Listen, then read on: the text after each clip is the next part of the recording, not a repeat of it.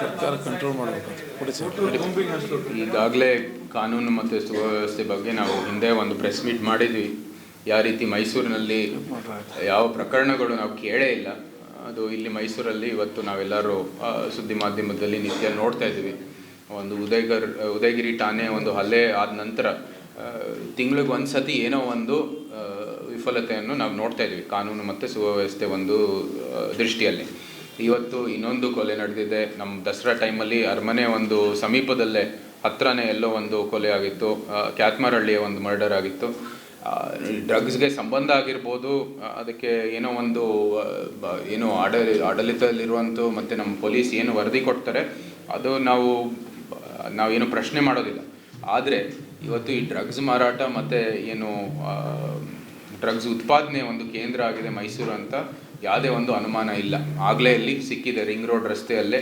ಅದು ಒಂದು ಸಾಮಾನ್ಯ ಡ್ರಗ್ಸ್ ಅಲ್ಲ, ಅದು MDMA ಅಂದರೆ ಅದು ಉತ್ಪಾದಿಸಬೇಕಾಗಿರ್ತಕ್ಕಂಥದ್ದು. ಇದು ಫ್ಯಾಕ್ಟ್ರಿ ಒಂಥರ ಸೆಟ್ಟಿಂಗ್ ಬೇಕಾಗಿದೆ. ಅಂಥ ಒಂದು ಶೆಡ್ನಲ್ಲಿ ಅವ್ರು ಮಾಡ್ತಾಯಿದ್ದಾರೆ.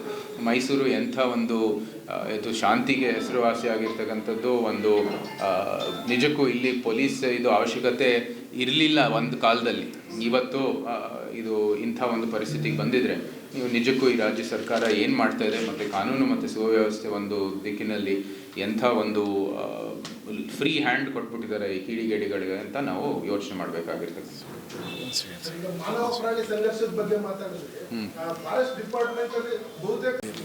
ನಾನು ಈಗಾಗಲೇ ಕೊಡಗು, ನಮ್ಮ ಭಾಗದಲ್ಲಿ ಕೊಡಗು ಮತ್ತು ಹುಣಸೂರು ಕಡೆ ಅರಣ್ಯ ಬರೋದು ಸಾಮಾನ್ಯವಾಗಿ ನಾಗರೊಳಗೆ.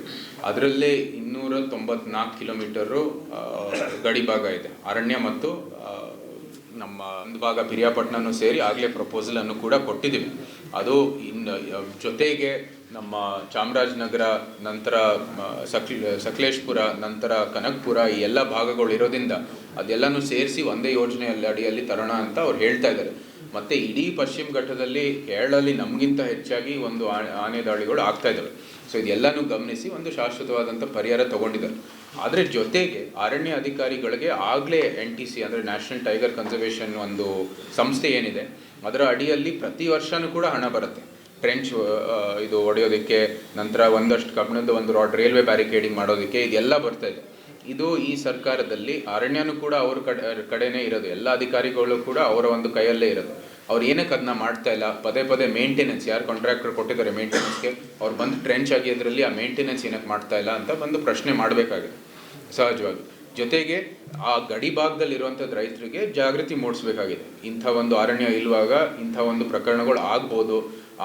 ಆನೆ ಇರ್ಬೋದು, ಹುಲಿ ಇರ್ಬೋದು, ಮತ್ತು ಏನು ದೊಡ್ಡ ಪ್ರಾಣಿಗಳಿದ್ದಾವೆ ಆಚೆ ಬಂದೇ ಬರ್ತವೆ.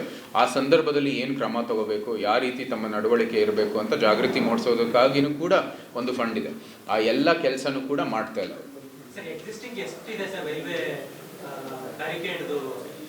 ಈಗಾಗಲೇ ನಮ್ಮ ದುಬಾರೆ ಕಡೆ ಒಂದಷ್ಟು ಮಾಡಿದ್ದೀವಿ, ಮತ್ತು ಕುಟ್ಟ ಕಡೆ ಒಂದಷ್ಟು ಮಾಡಿದ್ದೀವಿ. ಈ ಕಡೆ ಹುಣಸೂರು ಭಾಗದಲ್ಲಿ ಮತ್ತು ಇಡೀ ಒಂದು ನಮ್ಮ ರೋಡಲ್ಲಿ ಹೋಗ್ತಾ ವೀರಸಳ್ಳಿ ಗೇಟ್ಗೆ ಹೋಗ್ತಾ ಇಡೀ ಭಾಗ ನಾವು ಕವರ್ ಮಾಡಿದ್ದೀವಿ ರೈಲ್ವೆ ಬ್ಯಾರಿಕೇಡಿಂಗ್. ಅದರಲ್ಲೂ ಕೂಡ ಕೆಲವು ಇನ್ನೊಂದಷ್ಟು ಕ್ರಮ ತಗೋಬೇಕು ಅಂತ ಜನರು ನಮಗೆ ಶಿಫಾರಸು ಮಾಡಿದ್ದಾರೆ. ಅಂದರೆ 2 ಕಂಬ ಈಗ ಹಾಕಿದ್ದಾರೆ, ಅಂದರೆ 2 ಬ್ಯಾರಿಕೇಡಿಂಗು, ಅದನ್ನ 3 ಮಾಡಬೇಕು ಅಂತ ಹೇಳಿದ್ದಾರೆ. ನಾವು ಅದನ್ನ ಹೇಳಿದ್ದೀವಿ, ಕೇಂದ್ರದಲ್ಲಿ ಸೂಚನೆ ಕೊಟ್ಟಿದ್ದೀವಿ.